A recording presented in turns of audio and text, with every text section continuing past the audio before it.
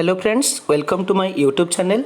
तो ये वीडियो आम डिस्कसन करवा वाक्य विषय रे। तो निश्चिंत भाव में भिडियोटी आपंपाई इंपोर्टाट होगा जाऊँचे। जदि आपण मैंने मो चैनल नुआ ताले निश्चिंत भाव में चैनल को सब्सक्राइब करूँ एमती नुआ नुआ वीडियो पाई। तो ये भिडियोटी निश्चिंत भाव में आपंकर upcoming Odisha competitive exam helpful हम। तो भिडियोटी को प्रथम शेष पर्यटन देखा मोर अनुरोध। तो भिडियोटी को आम आरंभ करवा। देखो प्रथम देती वाक्य। तो वाक्य माने कौन?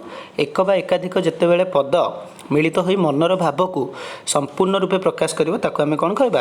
वाक्य बोली कहबा। एक बा एकाधिक पद जदि मिलित हो मनर भाव को संपूर्ण रूपे प्रकाश करे ताहले ताको आमे कोन कहबा? वाक्य बोली कहबा। तापर देखन देछि योग्यता। योग्यता माने कौन? वाक्य व्यवहार कराउतवा पद गुड़िकर पारस्परिक संबंध को योग्यता कहा जाए। वाक्य व्यवहार कराउतवा पद गुड़िकर पारस्परिक संबंध को कौन कहा जाए? योग्यता कहा जाए। तो ये देखिपे कुकुर माने क्रिकेट खेलुंट। तो कुकुर माने क्रिकेट खेलियार कौन योग्यता ना। तो ठीक सेमती राकेश बाबू आज इटा खाइबे। तो राकेश बाबू इटा खाई पारे तांकर योग्यता ना। तो ये जितेबाला आम कहवा जो पद गुड़ा आम व्यवहार करुचे जदि तार ता सहित योग्यता उपर कथा आसे ताहले योग्यता नथिले से वाक्यटी वाक्य हो पारिबो नहीं। तापर देखंतु आकांक्षा। आकांक्षा माने कौन? वाक्य रे थिबा गोटे पद अन्य पद गुड़िकर अर्थबोधकता पाई अपेक्षा करे। ताले कौन हम ना? आज मुख्यमंत्री सह। तो ये आपंकर सेंटेंस कंप्लीट होनी। तो ये सेंटेंस कंप्लीट होबाक हेले आउ किछि पद गुड़िकर आवश्यकता रही। तो से पद गुड़िक मिसिला पर कौन सेंटेंस टी कंप्लीट हम। सेमती अगस्ट मसरे भारतर। तो एमती देखिपे। तो ये सेंटेंस टा कौन इनकम्प्लीट होकर रोचे। पिला माने मन देई। तो ये आप जापे आज मुख्यमंत्री सह प्रधानमंत्री भेट हेब। तापर सेमती अगस्ट मसरे भारतर स्वाधीनता दिवस पड़े। पिला माने मन देई पाठ पढ़ा उचित। तो ये जापे कि गोटे सेंटेंस कंप्लीट होबाकू हेले से कौन करना? गोटे पद अन्य पद गुड़िक को अपेक्षा कर अर्थबोधकता जो अपेक्षा करुच्ची ताको आमे कौन कहूचे? आकांक्षा बोली कहूचे। कौन कहूचे? आकांक्षा। तापर देखिपे आसक्ति। आसक्ति माने कौन?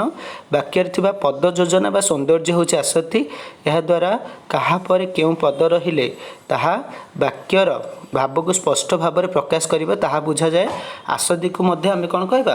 पद विन्यास बोली कहबा। आसक्ति को आमे कौन कहबा? पद विन्यास। तो ये देखिपे होई हेले प्राप्त वृद्धत्व गौतम तपसिद्ध। तो आमे पद गुड़िक तो व्यवहार करुचे किंतु कौ पद पर कौ पद रहिले से ठीक हम। तो सेटा को मध्य मन रखा इम्पोर्टाट।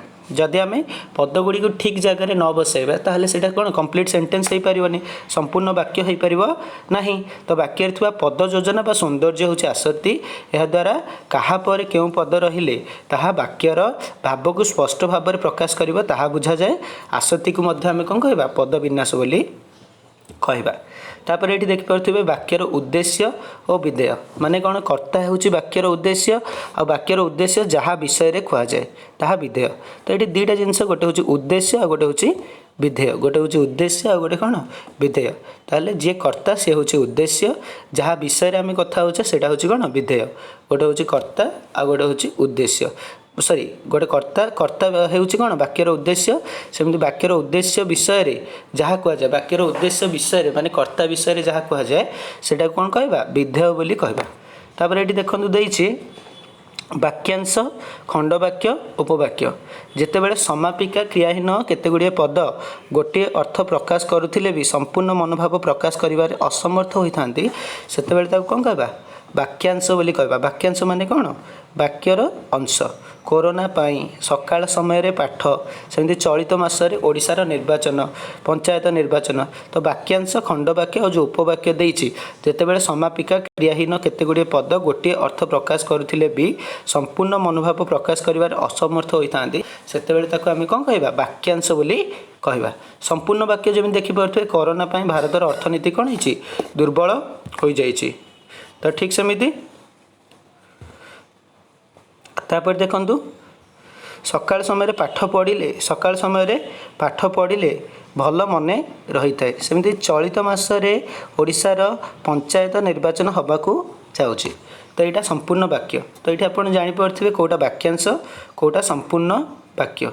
तापर देखन देइछि खंडवाक्य। खंडवाक्य माने कौन? कर्ता एवं समापिका क्रिया थिबा सत्वे जदि वाक्यटी असंपूर्ण मन होता है ताको आमे कौन कहबा? खंडवाक्य बोली कहबा। कर्ता एवं समापिका क्रिया थिबा सत्वे जदि वाक्यटी कौन असंपूर्ण मन होउथबो ताको आमे कौन कहबा खंड वाक्य बोली कहबा। गोटे वाक्य एकाधिक खंड वाक्य रही से गुड़िक मध्य गोटे खंड वाक्य प्रधान आउ अन्य गुड़िक कौन अप्रधान हो जाए। तो यही अप्रधान खंड वाक्य को उपवाक्य बा आश्रित वाक्य बोली कह जाए। कौन कह जाए उपवाक्य बा आश्रित वाक्य। तो ये आप मन रखु कर्ता एवं समापिका क्रिया थिबा सत्वे जदि वाक्यटी असंपूर्ण मन होता है तेबे ताको आमे कौन कहबा खंड वाक्य बोली कहबा। जितेबेले मु पढ़ौथिली ठीक सही समय वर्षा हैला तो यहाँ गोटे वाक्य हो पार। ठीक सेमती गोटे वाक्य एकाधिक खंड वाक्य रही से गुड़िक मध्य गोटे हूँ कौन प्रधान आउ अन्य गुड़िक कौन अप्रधान। ये अप्रधान खंड वाक्य को उपवाक्य बा आश्रित वाक्य बोली कह जाए। उपवाक्य बा आश्रित वाक्य।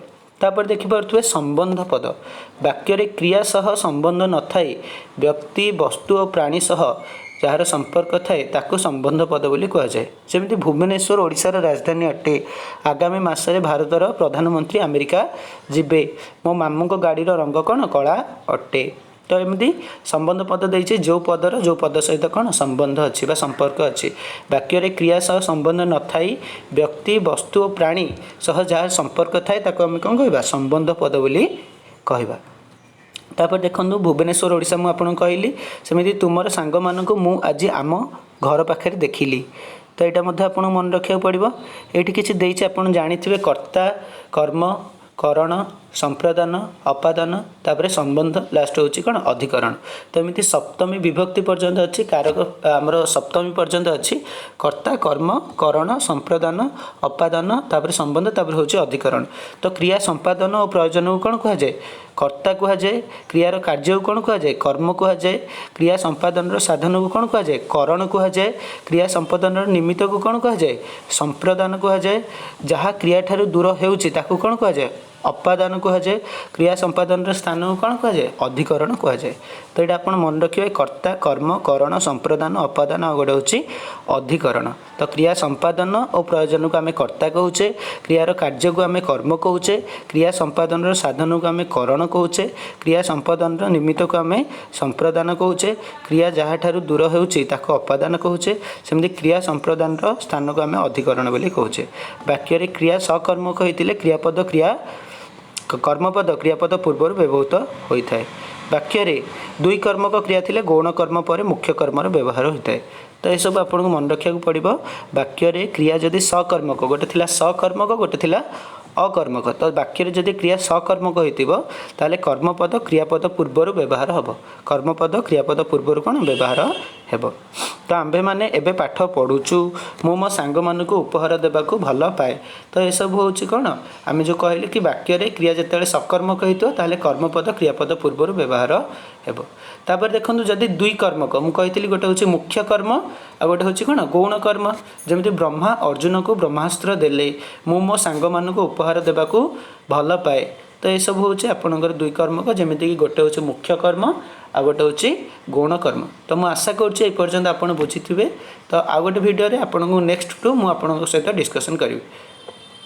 Thank you.